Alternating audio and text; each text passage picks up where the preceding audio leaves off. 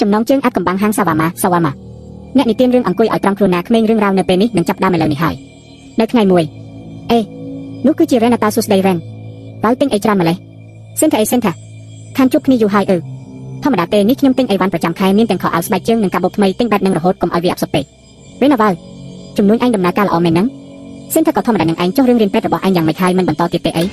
រ៉េណាកាមុនខ្ញុំឈប់រៀនដោយសារខ្វះខាតលុយកាក់ប៉ុន្តែឥឡូវនេះប្រហែលជាមិនបន្តទៀតទេសំខាន់ឲ្យតែអាចរកលុយដោយខ្លួនឯងបានចុះជំនួយអញគឺជាអ្វីទៅសិនថាខ្ញុំជួយលក់អីវ៉ាន់ឲ្យមិត្តភក្តិដូចជាសម្លៀកបំពាក់និងស្បែកជើងជាដើមចាំបន្តិចណាវ៉ែនខ្ញុំសុំទទួលទូរស័ព្ទសិនក្នុងទូរស័ព្ទម្ដាយសិនថាអញវេលុយមកឲ្យម៉ែនៅអូនអញស្អែកត្រូវទៅរៀនតែគ្មានលុយបង់សោះប្រញាប់វេមកន្លងមកទាំងលុយទិញកាត់អគ្គិសនីផងសិនថាអុយម៉ែបាត់ខ្ញុំទៅតែបើកប្រាក់ខែចាំបន្តិចទៀតខ្ញុំវេឲ្យម្ដាយបើអាចវេមកឲ្យលើសនឹងបន្តិចមកកុំឲ្យរស់នៅខ្វះខាតពេកអញក៏ដឹងស្រាប់ហើយសិនថាបាទម៉ែដកដង្ហើមធំអុយទើបតែបើកប្រាក់ខែសោះត្រូវឲ្យទៅម៉ែអស់ទៀតហើយវាស្នីជាអ្នករ៉ាប់រងគ្រួសារម្នាក់ឯងចង់ទិញអីក៏ពិបាកដែរសំបីតែបាយក៏មិនសូវហ៊ានហូបឆ្អែតផងរ៉េណាអ្នកណាគេហៅមកនឹងសិនថាម៉ែខ្ញុំនឹងណាគាត់សុំលុយចាយវីនៅផ្ទះរ៉េណាអើចុះអញធ្វើការអីនៅទីនេះសិនថាធ្វើការរីបាយនឹងរ៉េនអើយគ្រាន់តែជាអ្នកបម្រើក្នុងហាងគេតូចតាចរ៉េណាវ៉ាបើអញ្ចឹងប្រាក់ខែប្រហែលជាអិចទូចណាស់មែនទេតើគ្រប់គ្រាន់សម្រាប់ផ្ញើទៅឲ្យគ្រួសារទេកន្លែងនេះអីវ៉ាន់ថ្លៃណាស់កុំបារម្ភអីសិនថាចាំខ្ញុំអ្នកចេញថ្លៃបាយថ្ងៃនេះសិនថាក្រែងចិត្តអញណាស់អរគុណច្រើនហើយរ៉េនណាចុះរឿងប្រាក់ខែអញរាល់ថ្ងៃនេះមិនពិបាកពេកទេអីសិនថាពិបាកណាស់រ៉េនឲ្យសំបីតែលុយសន្សំក៏គ្មានដែរព្រោះម៉ែខ្ញុំសុំអស់រ៉េណាចុះបើអញសាក់ដូរទីក្រុងវិញ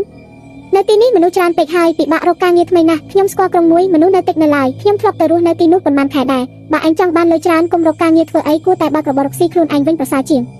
សិនថាតែខ្ញុំគ្មានដើមទុនសោះរ៉េនណាកុំបារម្ភរឿងដើមទុនអីជួបដីដែលខ្ញុំចង់បើកចំនួននៅទីនោះដែរអញទៅជាមួយខ្ញុំទៅចាំយើងធ្វើចំនួនជាមួយគ្នារឿងប្រាក់ខែកុំបារម្ភឲ្យតែចំនួននេះជោគជ័យឯងនឹងមានលុយច្រើនមិនខានសិនថាវ៉ាបានរ៉េនខ្ញុំព្រមទៅ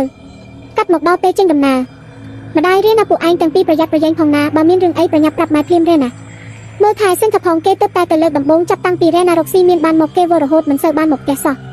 រ៉េណាបាត់ម៉ែកុំបារម្ភអីដើម្បីភាពជោគជ័យរបស់គ្រួសារយើងវិធីណាក៏ខ្ញុំសុខចិត្តធ្វើដែរមកដល់ផ្ទះជួលថ្មីនិងកន្លែងរកស៊ីសិនថាផ្ទះជួលនេះស្អាតណាស់រ៉េនចុះយើងរកស៊ីអីទៅរ៉េណាខ្ញុំចូលចិត្តញ៉ាំសាច់ដូច្នេះខ្ញុំសម្រេចចិត្តលក់Kikio Shawarma Kusawamaសាច់អាំងបែបអារ៉ាប់នៅទីក្រុងនេះមិនទាន់មានអ្នកលក់នៅឡើយទេយើងនឹងក្លាយជាអ្នកលក់ដំបូងគេការលក់ដូរចាប់ផ្ដើមការលក់ដូរដំបូងគឺលក់ដាច់ខ្លាំងណាស់មនុស្សម្នាមកតម្រង់ជួលទិញយ៉ាងច្រើនកុះកសិនថាចិត្តអស់ទៀតហើយរ៉េនបើលក់ដាច់បែបហ្នឹងយើងច្បាស់ជាឆាប់មានមិនខានប៉ុន្តែចាប់តាំងពីមានរឿងគឺមនុស្សបាត់ខ្លួនក៏លោកតានិងក្មេងតូចកើតឡើងក្នុងក្រុងនេះមនុស្សម្នាចាប់ផ្ដើមខ្លាចមិនសូវហ៊ានចេញក្រៅហើយអ្នកចិត្តខាងឈ្មោះយាយឌីវេក៏ចាប់ផ្ដើមលក់សាវ៉ាម៉ាប្រជែងដែរដោយលក់ក្នុងតម្លៃថោកជាងខ្លាំងដែលធ្វើឲ្យហាងរបស់សេនថានិងរ៉េណាស្ងាត់ជ្រុងយប់ដ៏រន្ធត់យប់មួយសេនថានៅយាមហាងម្នាក់ឯងស្រាប់តែឃើញលោកតានិងក្មេងតូចដែលបាត់ខ្លួននោះមកសុំទិញសាវ៉ាម៉ាពួកគេមានមុខមាត់ស្លេកស្លាំងដូចខ្មោចធ្វើឲ្យសេនថាខ្លាចញាប់ញ័រហើយប្រញាប់ត្រឡប់ទៅផ្ទះវិញ